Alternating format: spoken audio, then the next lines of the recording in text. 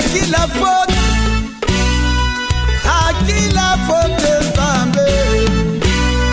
Talandenge bandeko basi basili.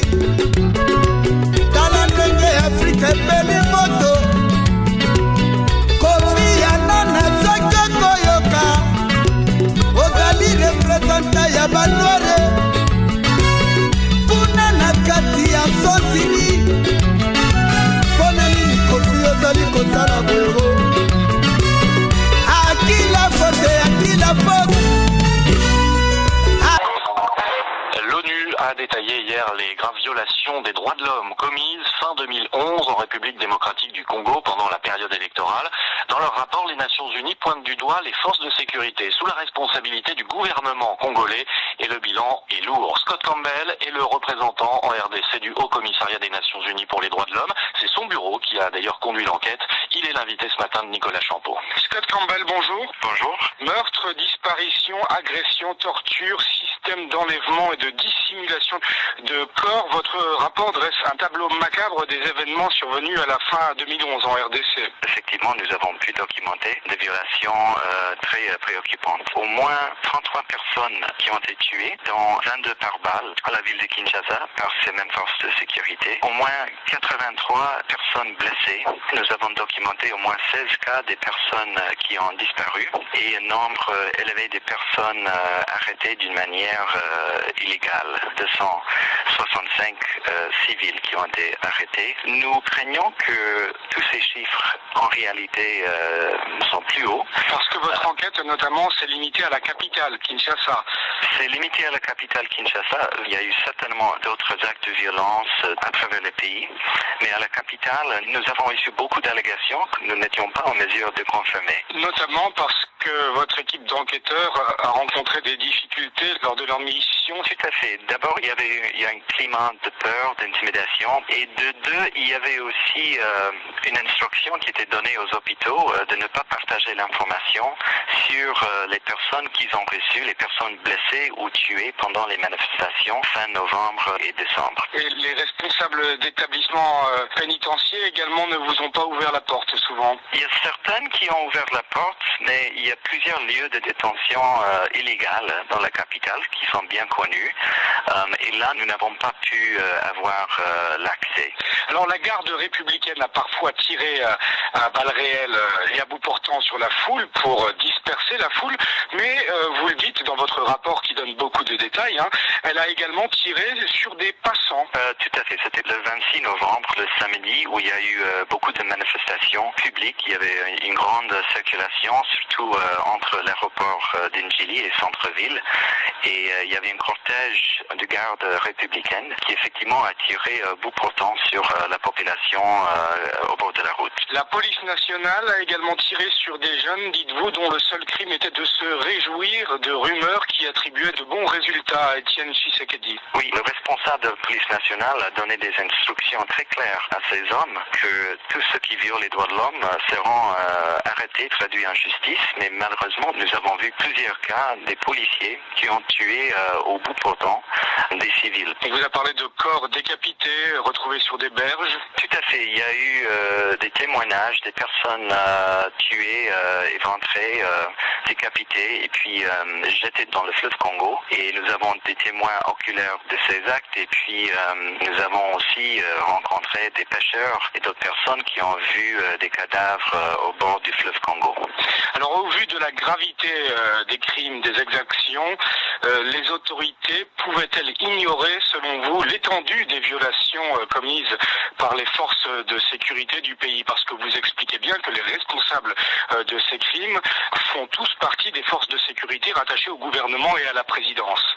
Bon, ça, je ne pourrais pas vous dire, mais ce qui est important, je pense, c'est que les autorités, ils ont ouvert une information judiciaire, mais jusque-là, qui a donné très peu de résultats. La police a aussi arrêté quelques policiers qui ont été traduits en justice, mais je pense que le grand nombre des responsables de ces actes, notamment les membres de la garde républicaine, jusque-là ont échappé à la justice. Vous aviez déjà tiré la sonnette d'alarme sur les exactions durant la période préélectorale entre le 1er novembre 2010 et le 30 septembre 2011, mais visiblement cela n'a pas été suivi des faits au vu des violences durant la période électorale.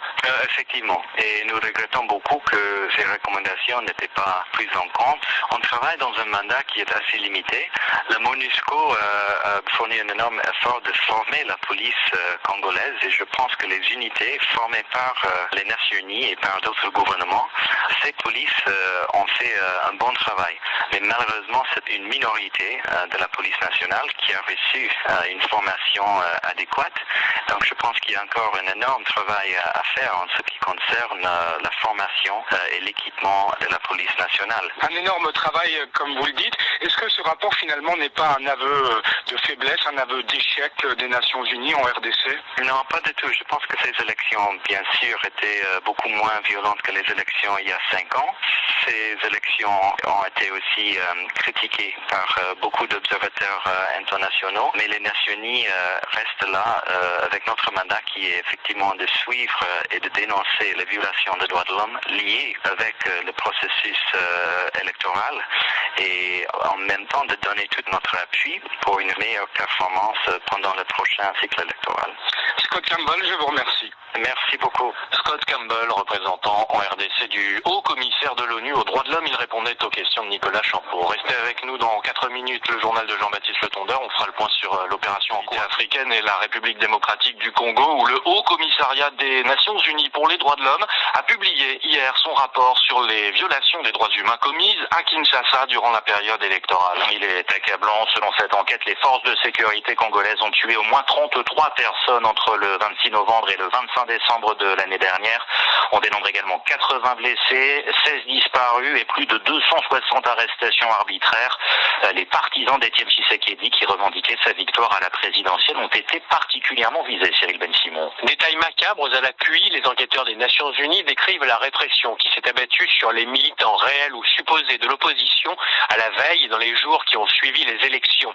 Ce rapport ne prétend pas dresser la liste exhaustive des violations des droits de l'homme dans la capitale, notamment en raison de l'interdiction faite à l'équipe de l'ONU de visiter certains lieux de détention, des pressions des autorités sur le personnel hospitalier et de la peur des représailles des témoins et des victimes.